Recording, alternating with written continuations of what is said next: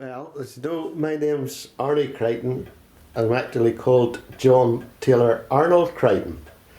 And that name comes from, John was for my grandfather. Taylor was for a lady who lived across the road, was a great friend of my mother's. And Arnold was for an American soldier who, I suppose, fell in love and married my cousin.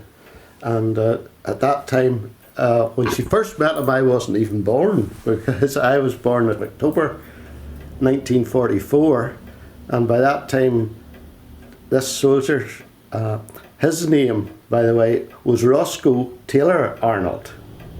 And although I was called Arnold for him, nobody knew his other name was Taylor, because everybody called him Tex. He was just known as Tex because he was from Texas. And lo and behold, I ended up with two of his names.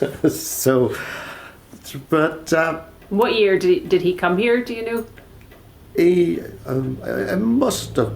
Well, that was 44. I was born in 44, and he was at the Allied landing. He was at the landings, and so he either came in 43 or early 44. I'm not sure, but I will tell you on the tape when he came. So. So that's how I came to have my name. And as I say, he came, the girl he met, my cousin, she lived in Randallstown, and my family, my mother and father lived in Antrim, and he was stationed in Antrim. So they done their courting from our house. Lily came and stayed with my mother, and at weekends and whatnot, and when he could get out and get on leave. So that's how it all started. And why did it happen at your house? Well, because Lily lived in Randallstown. My cousin lived in Randallstown, and which is 6 miles from Antrim, and it was handier. It was easier for her to come here than from him to get to Randallstown when he got some leave. So that was how the connection became so great between my family and him. But as I say, I wasn't born till October 44, and by that time he was already in France. But he must have come back at some stage from France after the landings, because there's pictures of me as a baby and him nursing me, and me and him as a baby.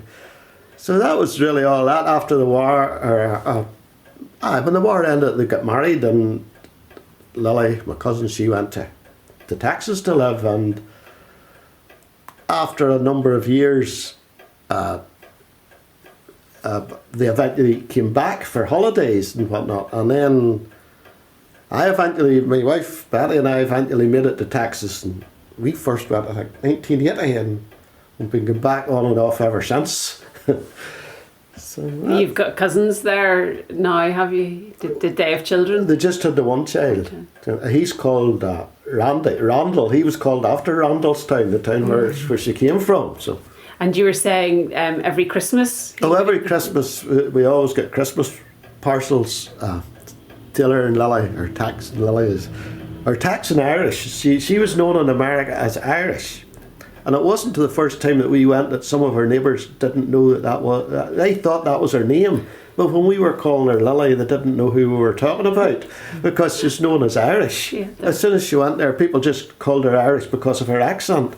And that was it. And it just stuck. And it was, see, even on my back gate, you'll see the number plate of her car. It was Irish 6.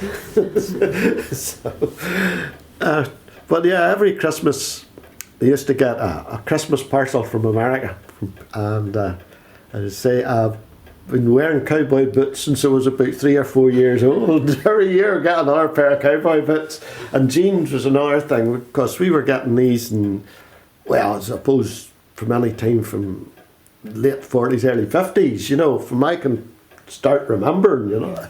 Some of the shirts and the clothes that we got, but the jeans and the boots were good. And guns and holsters and all this sort of thing. Everything that was cowboys, you know. Because he was a sort of a cowboy himself, you know. He wore boots, he wore cowboy boots, and he wore a hat, cowboy hat, and back home. So. Yeah. And what were his memories like of Northern Ireland when he was here? How did he feel about Northern Ireland?